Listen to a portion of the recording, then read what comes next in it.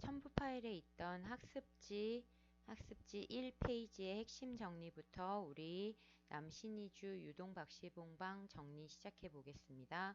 성격은 자신의 내면을 고백하며 반성적이고 마지막에 의지를 다지는 그런 성격을 지니고 있었으니까 고백적, 반성적, 의지적이라고 하시면 되겠고요.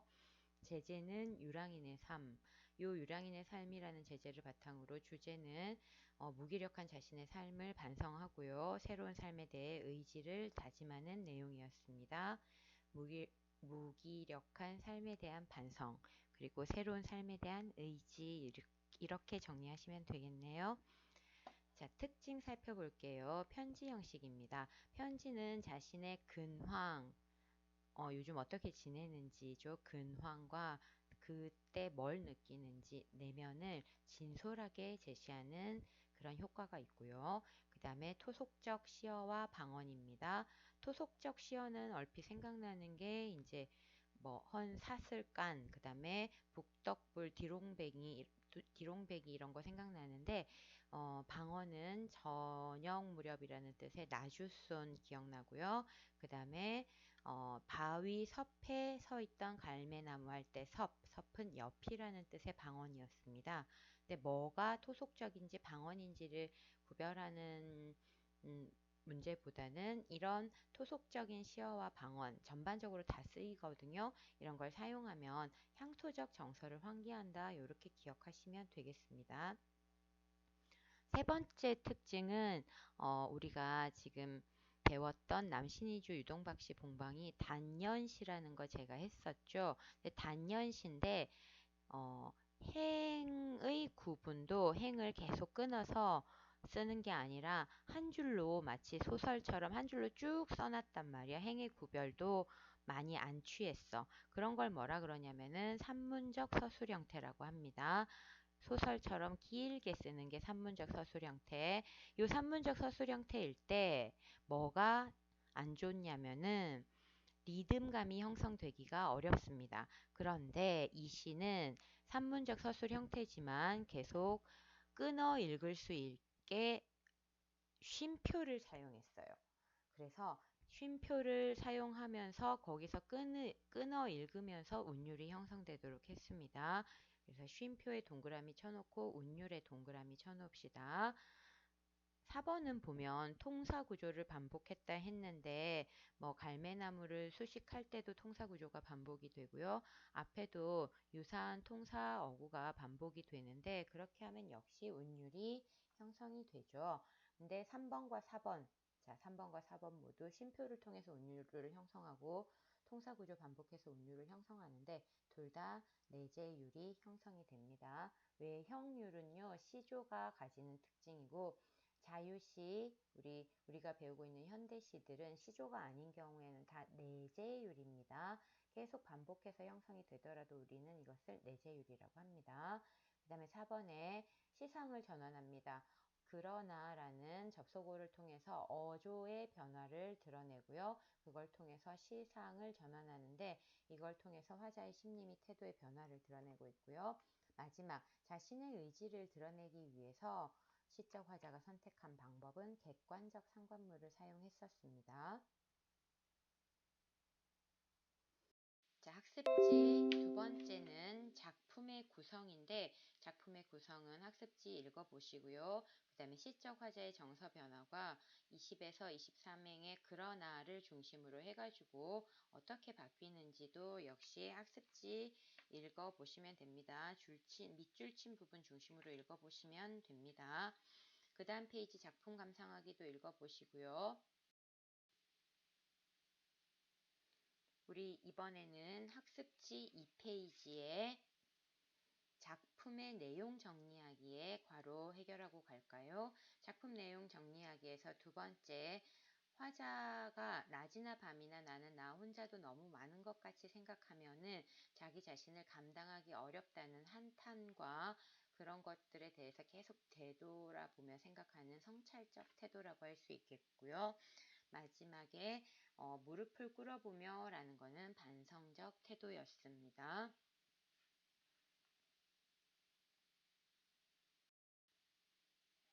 자, 학습지 2페이지 그대로 학습활동 정리하는 거 한번 해볼게요. 첫 번째 문제, 글을 시상 전개에 따라 네 부분으로 나누고 화자의 정서를 정리하는 건데요. 첫 번째는 멀리 가족들과 떨어져 지내기 때문에 쓸쓸하고 상실감이 있다면 9행에서 19행까지는 자신의 삶에 대해서 성찰하는 그런 성찰해보면서 절망적인 생각을 가지는 거였죠. 그래서 이 부분은 한탄과 무기력, 슬픔, 회한, 부끄러움, 절망 이런 감정들이 나타났었습니다. 그 다음에 세 번째는 20에서 27행은 이제 그러나를 중심으로 바뀌는 부분이었죠. 자신의 삶이 여기까지 이렇게 절망적인 상태까지 온 것은 신의 뜻, 운명이라고 생각합니다. 이 운명론적 세계관에서 화자가 가질 수 있는 정서는요. 내가 어떻게 할 수 없다. 나는 내 힘으로는 도저히 안 된다. 그러면서 신적인 존재에 대한 경외감이 드러납니다. 경외감이라고 하는 거는요. 내 힘으로 안 되는 것을 깨달았을 때 느껴지는 감정입니다. 산이 너무 높아요. 근데 올라갈 수 있을 것 같아요. 그러면 그냥 아름답다고 느끼지만 도저히 못 오르겠다고 느낄 때는 경외감을 느끼게 돼요. 숭앙하게 되는 거죠. 우러러보게 되는 경외감, 그 다음에 운명이라는 깨달음, 그래서 감정이 가라앉는 차분함, 그렇지만 여전히 남아있는 외로움, 나는 아무것도 아니었구나, 다 운명이었구나 라는 겸허함, 이렇게 각 단어의 뜻 모르는 거 사전 찾아가면서 국어는 어휘력입니다. 단어 뜻을 정확하게 알아야지 출제자의 의도가 단어의 어떤 뜻에 집중되어 있는 경우가 많기 때문에 단어 뜻을 정확하게 알고 가도록 합니다. 마지막 20에서 32행은 삶을 무릎을 꿇고 반성한 다음에 새로운 희망에 대해서 의지를 불태우는 내용이었죠.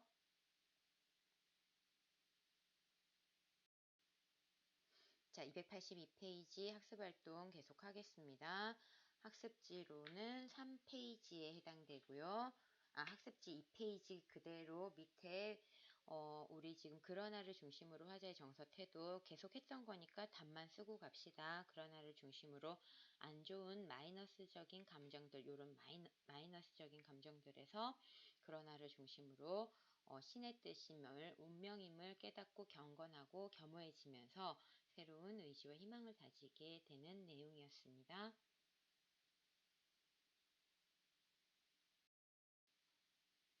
자, 학습지 3페이지 갈매나무의 모습을 정리해보고 시적 화자에게 갈매나무가 의미하는 것은 무엇인지 이야기해보자 했는데 자신의 의지를 드러내는 객관적 상관물이었습니다.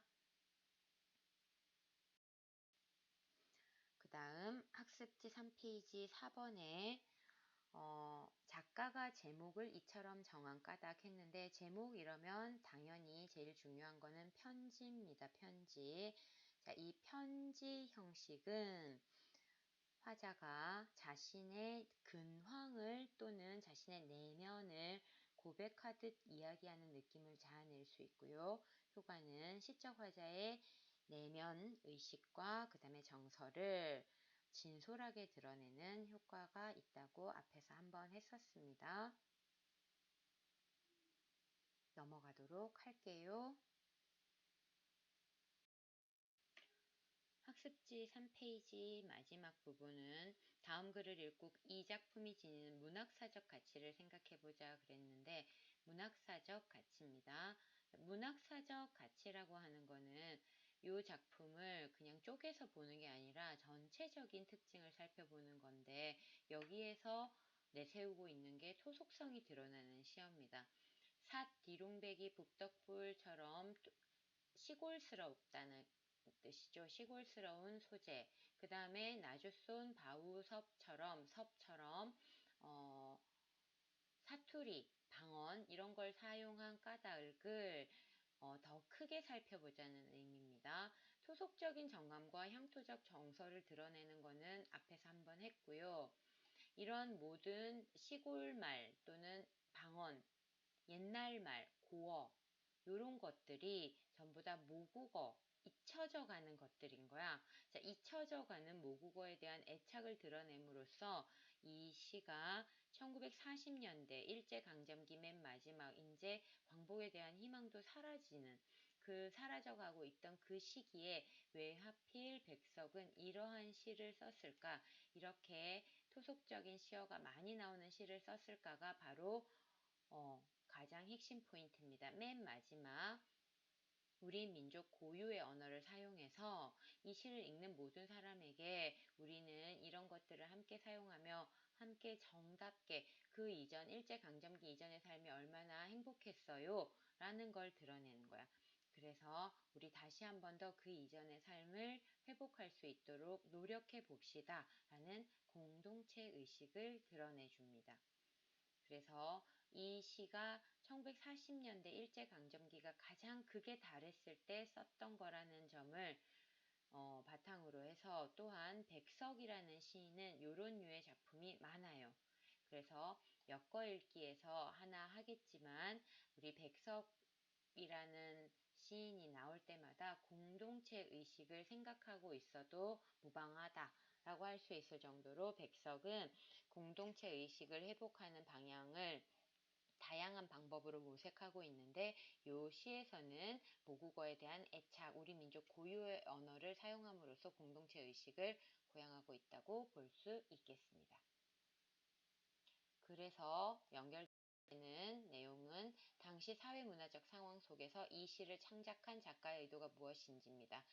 이 부분이 이제 정리하는 거죠. 일제강점기에 고향을 잃은 유랑민의 방언과 아픔을 그렸는데 하필이면 평안도 방언을 그대로 사용해서 민족어, 고유한 민족어를 보존하고 공동체 의식을 담아내려고 했고 이 공동체 의식을 통해서 우리의 당대 현실과 그로 인한 아픔을 극복하려는 의연한 삶의 모습을 상징적으로 그려내고 있다고 볼 수 있겠습니다. 여기까지 남신이주 유동박시봉방이었고요. 계속해서 엮어 읽을 수 있는 현대시, 엮어 읽을 수 있는 현대시들 계속 함께 공부해 보겠습니다. 남신이주 유동박씨 봉방 엮어읽기로 나희덕의 땅끝이라는 작품 살펴보겠습니다. 땅끝이라는 작품은 제목이 우리가 알고 있는 지명인 땅끝마을에서 가지고 온 거 맞고요. 지명에 원래 땅끝마을 제일 끝에 있잖아요. 땅끝마을이라는 지명에 다시 중의적이고 상징적인 의미를 부여해서 요 땅끝 끝이라는 말이 이제 끝이야, 이게 정말 끝이야 라고 할 때 그 끝의 의미를 가지고 와서 우리가 살다 보면은 절망적인 순간을 만나는데 그 절망의 순간을 땅끝이라고 표현하였습니다. 첫 번째는 근데 땅끝마을의 땅끝도 그렇고 우리 삶에서의 절망적인 순간도 그렇고 땅끝은 새로운 바다가 시작되는 곳이에요. 그것처럼 삶이 절망적인 순간에 그 속에 삶의 새로운 희망과 아름다움이 숨어 있다라는 그런 깨달음을 표현한 시라고 생각하시면 됩니다. 자, 그거를 시적으로 어떻게 표현해 놓았는지 살펴볼게요. 산 너머 고운 노을을 보려고 그네를 힘차게 차고 올라 발을 굴렀지 그랬네요. 자, 시적 화자가 지금 보고 싶어 하는 거는 노을입니다. 노을은 어떤 노을이야? 고운 노을이야. 고운 노을은 어디에 있어? 산 너머에 있어. 그러니까 이때 산은 여기서는 분명히 뭐가 되겠어요? 여기서는 장애물이 되겠죠. 내가 고운 노을을 보려고 하는데 고운 노을을 보려는 장애물은 산이고요. 노을은 내가 보고 싶어하는 대상입니다. 그러니까 이 내가 보고 싶어하는 대상 이 아이는 어릴 때 나의 희망이나 꿈, 내가 보고 싶어하는 거니까 이상향 이렇게 정리할 수 있겠고요. 내가 동경하는 것 이런 겁니다. 그네를 힘차게 차고 올라 발을 굴렀지 했습니다. 노을을 보려고 화자가 선택한 도구, 매개체는 그네예요. 그네, 노을을 보게 해주는 매개체, 수단이죠. 노을이 어린 시절의 꿈이나 이상, 동경이라 그랬으니까 요거를 이루는 수단이나 매개체고요. 근데 그네라는 거는요. 처음부터 속성상 한계가 있는 아이예요. 어, 서정주의 추천사라는 시에서도 나타나지만 그네는 처음부터 줄을 매놨기 때문에 한계가 있습니다. 그래서 그네를 힘차게 차고 올라 발을 구르는 거는 더 높이 올라가기 위한 행위니까 꿈을 이루기 위한 노력이 될 거고요. 꿈을 이루기 위한 노력을 아무리 해도 사실 그네는 한계가 있는 매개체입니다. 그래서 내가 거기 노을에 닿기 전에 노을은 끝내 어둠에게 잡아먹혔지. 그래서 꿈은 어릴 때 품었던 꿈은 항상 좌절되어 버렸지라는 뜻이 됩니다. 가만 생각해 보면 어릴 때는 더 꿈이 크고 원대했었는데 고등학교 1학년 우리 들어올 때보다 꿈이 어쩌면 줄어든 친구들도 있을 거예요. 그런 식으로 어릴 때는 사람 이외의 것이 되려고 막 그런 꿈도 꾸잖아요. 나는 뭐라 그러지? 히어로? 히어로류 있잖아. 그런 게 되고 싶다고 생각하는 사람들도 있고, 또 닌자 거북이, 이렇게 사람 아닌 거, 공주 이런 거 되고 싶어 하는 사람들도 있는데 이미 공주로 태어나지 않았기 때문에 공주가 될 수가 없잖아요. 그런 식의 어린 시절의 꿈과 희망과 동경들은 나이가 들수록 점점 좌절되고 시련에 부딪히게 됩니다. 그때마다 나를 태우고 날아갔던 그네줄이 오랫동안 삐걱삐걱 떨고 있었어. 그랬네요. 그네줄이 떨고 있었습니다. 사실은 떨고 있는 거는 저 본인이겠죠. 시적 화자겠죠. 그래서 떨고 있어서는 꿈이 좌절된 두려움을 의미하고요. 이렇게 꿈이 좌절된 두려움을 그네줄이 떨고 있었어 라고 했기 때문에 이때의 그네줄은 감정이입의 대상입니다. 그네줄은 원래 흔들려요. 근데 그 흔들림을 떨고 있었어 라고 함으로써 그네줄에 감정을 이입했다라고 볼 수 있겠고요. 1년은 꿈과 이상이 컸던 어린 시절에 좌절되었던 그런 시절에 대해서 회상하는 겁니다. 선생님이 지금 빨간색을 회상에다가 갖다 놨는데 회상은요, 어디에서 드러나냐면 두 번째 줄에 굴렀지, 세 번째 줄에 먹혔지, 마지막에 떨고 있었어 라는 과거 시제 선어말 어미에 의해서 이 시의 1년은 회상이라는 게 정확하게 드러납니다. 이 시의 1년은 그래서 아까 노을을 설명할 때도 어린 시절의 이상, 꿈, 희망, 동경이라고 제가 정리를 했던 거예요. 이 시 1년은 어린 시절에 꿈을 원대하게 품었었는데 계속해서 좌절되었던 그런 것을 회상하는 내용입니다. 정리 다 되셨으면 다음 페이지 넘어가겠습니다. 두 번째 부분 보겠습니다. 어릴 때는 나비를 줬듯 앞에 부분이 회상이었으니까 어릴 때는 나비를 줬듯 나비는 위에 나오는 노을과 같은 뜻이죠. 꿈, 희망. 쫓아가는 대상이니까 추구하는 것, 꿈, 희망, 이상향이라고 할 수 있겠고요. 나비를 줬듯 아름다움에 취해 땅끝을 찾아갔지. 나비의 아름다움에 취해서 나비를 쫓아가다 보면 어느새 끝에 다다라 있었다는 겁니다. 이때 이 땅끝은 나비를 보기 위해 찾아간 공간이고요. 근데 그건 아마도 끝이 아니었을지도 몰라. 어릴 때는 그걸 끝으로 생각했는데 어른이 되고 난 뒤에 보니까 그건 끝이 아니었다. 어른이 되고 난 뒤에 보니까 훨씬 더 막바지, 막다른 곳이 있더라고 해서 지금 요 세 번째 부분에서는 어른이 된 후에 어릴 때 가졌던 땅끝 또는 끝에 대한 인식이 새로워지기 시작했다는 것을 의미합니다. 그러면 새롭게 인식한 땅끝에 대한 거는 처음에 어떻게 시작이 되냐면 그러나 살면서 몇 번은 땅끝에 서게도 되지. 해서 이때 땅끝은 절망적인 상황, 좌절된 상황을 의미합니다. 그래서 두 번째 줄에 나와 있는 땅끝, 요 지금 PPT 상에서 두 번째 줄에 있는 아름다움에 취해 찾아간 땅끝은 환상을 가지고 찾아간 공간, 좋은 의미고요. 근데 네 번째 줄에 살면서 몇 번 서게 되는 땅끝은 절망과 좌절이라는 나쁜 의미입니다. 파도가 끊임없이 땅을 먹어 들어오는 막바지에서 자, 아까 앞에 사진 잠깐 있었지만 땅끝 마을 또는 땅의 끝은 항상 바다에 닿아 있어요. 그러다 보니까 그 땅 끝에 서게 되면은요, 파도가 끊임없이 밀려 들어옵니다. 그래서 내가 서 있는 이곳, 이 땅까지도 먹어 들어온다는 그런 느낌이 드는데, 그런 막바지에서 이 땅 끝에서, 그래서 요 막바지와 같은 뜻은 바로 위에 줄의 땅 끝과 같은 뜻이고요. 막바지에서, 그래서 이때 이 막바지라는 거는 위태로운 순간, 위험한 순간을 의미하고요. 그런 순간에는 살려면 어떻게 해야 돼요? 뒷걸음질을 쳐야 돼요.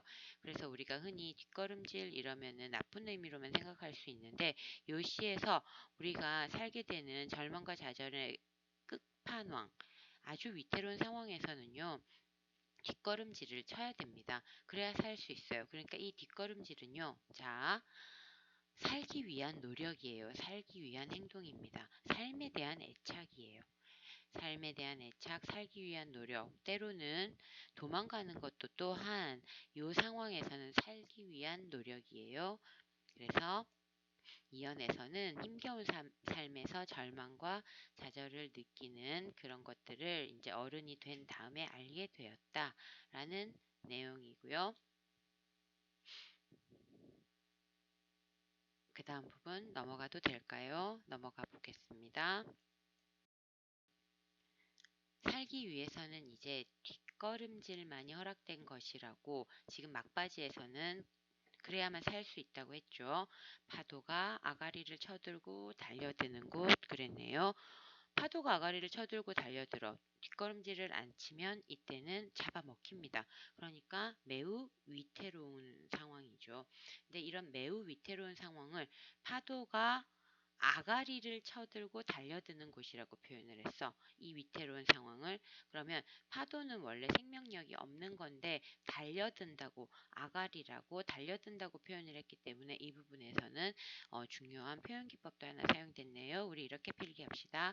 여기는 위태로운 곳을 의미하고요. 표현 기법상으로는 화류입니다. 화류는 생명력이 없는 것을 생명력이 있게 표현하는 거예요. 자, 그런 곳을 우리가 때때로 마음 먹고 할 때도 있지만 대체로 이런 위태로운 곳에 도달하기를 바라는 사람은 없죠. 그래서 찾아 나선 것도 아니었지만 하는 것은 원했던 바는 아니지만 희망하진 않았지만 원하지 않아도 이런 뜻이 되고요. 끝내 발 디디며 서 있는 땅의 끝. 이때 끝내라는 거는 어쩔 수 없이라는 뜻이 될 거고요. 발 디디며 서 있는 땅의 끝, 절망적 상황.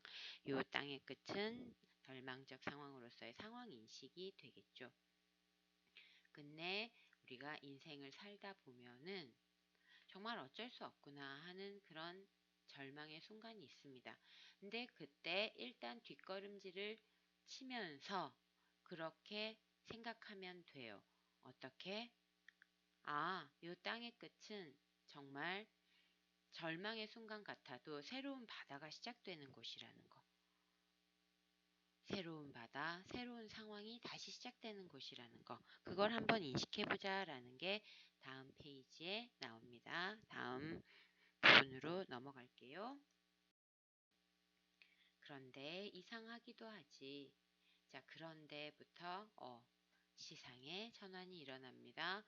우리 지금 연속으로 몇 편 1학기 때부터 시상의 전환이 일어나는 작품들 공부하고 있는데 사실 지금 하고 있는 작품들이 다 아주 유명한 작품들이거든요. 제막내가 비롯해서 그렇게 유명해진 이유가 아마 시상의 전환이 일어나는 부분이 있다고 봐도 무방합니다. 그래서 그런데 시상의 전환 이상하기도 합니다. 위태로움 속에 아름다움이 스며 있다는 것이 여기 별표해 놓읍시다. 위태로움 속에 아름다움이 스며 있다. 표현기법 일단 뭐예요? 표현기법 역설법이에요. 위태로움 좋아요 나빠요? 나빠요. 아름다움 좋아요 나빠요? 좋아요. 위태로움 속에 아름다움이 스며 있다는 게 이상하다고. 그래서 이 부분은 역설입니다. 모순형용, 역설적 인식으로 절망 속에는 항상 희망이 있는 거야. 끝이라고 생각한 거는 다시 뭐와 맞닿아 있냐면 항상 새로운 시작과 맞닿아 있고요.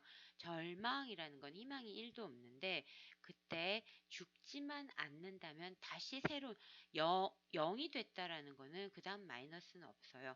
0이 됐으면 그 다음 플러스가 될 거예요. 그래서 절망이 이게 끝이라면은 이제부터 인생에는 새로운 희망이 생길 겁니다. 실패를 해야 새로운 도전도 할 수 있고요. 잃어야 얻을 수 있고요. 참 역설적인 표현 중에서 우리가 명언으로 삼고 살아가야 할 것들이 많은데 어려운 일일수록 그 다음에 대가는 더 크고요. 고통이 클수록 눈물이 많을수록 따라오는 영광과 행복도 커질 수 있습니다. 뭐 그런 여러 가지 인식들이 들어있는데 아직 17은 이해하기 어려울지 모르겠지만 사실 삶은 그래요. 자, 위태로움 속에 아름다움이 스며 있대. 근데 자, 여기 이 페이지에서 두 번째, 세 번째 줄만 보면 있다는 것이가 반복이 되거든요. 여기도 예쁜 펜으로 밑줄 그어 놓고 있다는 것이와 있다는 것이 반복이 된다면 그 앞에 있는 요 위태로움과 땅끝은 연결이 될 거고요. 아름다움과 젖어 있는 게 연결이 될 겁니다. 그래서 이 땅끝은 여기서는 땅끝 마을의 땅끝도 될 수 있고요. 위태로움이라는 의미도 될 수 있어서 중의적인데 이 땅끝 바다와 닿아 있는 이 땅끝은 늘 젖어 있다고. 이 젖어 있는 것을 이 시에서는 지금 아름답다고 하고 있는 거잖아요. 그러니까 젖어 있는 이 아름다움은 왜 젖어 있는 게 아름답냐면 생명력이 있기 때문이에요. 땅이 만약에 메말라 있으면 우린 죽은 땅이라 그러거든요. 근데 땅은 젖어 있을 때 사실은 생명력이 있고 촉촉하니까 좋은 땅이 되는 거예요.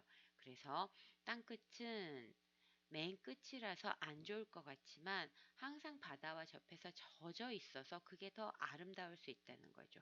그래서 이 젖어 있다는 것은 밑줄 그어 놓고 이 아이는 긍정적인 의미입니다. 100%다 긍정적. 젖어 있다가 긍정적인 거는 아름다움이랑 같은 의미이기 때문이에요. 그래서 젖어 있다의 가장 직접적인 뜻은 아름답다는 거. 땅끝은 절망의 상황은 우리가 처하는 위태로운 상황은 항상 새로운 아름다움의 시작이라는 것. 그래서 그걸 보려고, 즉 젖어 있는 땅을 보려고 우리는 또 몇 번은 여기에 이르리라는 것은 또 몇 번은 여기에 이르리라는 것이 그랬는데 또다시 우리가 스스로 절망적인 상황을 찾아갈 수도 있고 원하지 않았는데 절망에 이르게 될 수도 있다는 것. 그렇지만 인생을 살다 보면 그런 것에 이르게 될 거라는 걸. 그래서 또다시 절망스러운 상황이 있을 수 있고 그러나 그 절망으로 인해 삶은 더 아름다워질 것이다 라는 것을 또 몇 번은 여기에 이르리라는 것이라고 표현을 해둔 겁니다. 근데 문장이 끝나지 않았어. 또 몇 번은 여기에 이르리라는 것이 그 다음에 생략된 게 뭘까 하고 봤더니 바로 이상하기도 하지야. 땅끝이라는 것은 안 좋은 건데 우리가 그걸 보려고 몇 번은 여기에 또 이를 것이라는 것이 이상하기도 하지라고 사실은 요 PPT의 맨 위에 문장이 내려오는 거죠. 그래서 이 마지막 부분에서는 또 다른 표현 기법 역시 예쁜 펜으로 필기해 둡시다. 이상하기도 하지가 요 위에 사용되었지만 사실은 밑으로 내려와야 돼. 그러니까 순서를 의도적으로 바꿨네요. 이렇게 순서를 의도적으로 바꿔서 강조하는 표현 기법 뭐라고 그러죠? 도치법이라고 합니다. 그래서 도치법까지 필기해 두시고 여기까지의 내용 정리해 볼게요. 마지막 부분은 절망의 끝에서 깨달은 삶의 희망. 절망은 희망이 1도 없는 상태이기 때문에 이제부터는 희망이 생기는 일만 남았다는 거. 그래서 절망의 끝에서 깨달은 삶의 희망이라는 것으로 이 시가 끝납니다. 우리 핵심 정리로 넘어가 보겠습니다. 핵심 정리입니다. 이 시의 성격은요. 이렇게 세 가지입니다. 독백적이고 사색적이고 회상적이야. 이해 안 되는 부분이 있을까요? 네, 넘어가겠습니다. 어조는 독백적 어조고요. 그 다음에 특징 가겠습니다. 땅끝의 의미를 땅끝 마을이라는 지명과 그 다음에 절망, 좌절 이런 중의적으로 사용했고요. 두 번째, 1년에서 주로 과거 회상을 통해서 시상을 전개하고 있습니다. 세 번째, 역설적 인식을 통해 가지고 땅끝 이라는 절망의 상황을 또 다른 희망의 상황으로 인식하는 대상에 대한 태도 변화, 역설적 인식을 통해 대상에 대한 태도 변화를 드러내고 있고요. 마지막 구체적 지명을 모티프로 활용해서 삶의 의미를 고찰하는 점도 특징이네요. 주제는 절망에 대한 인식과 극복을 드러내고 있습니다. 지금까지 남신이주 유동 박시봉방과 엮어서 땅끝이라는 나이덕의 시를 한 편 같이 공부해 봤고요. 다음 시간에 또 봐요. 빠이.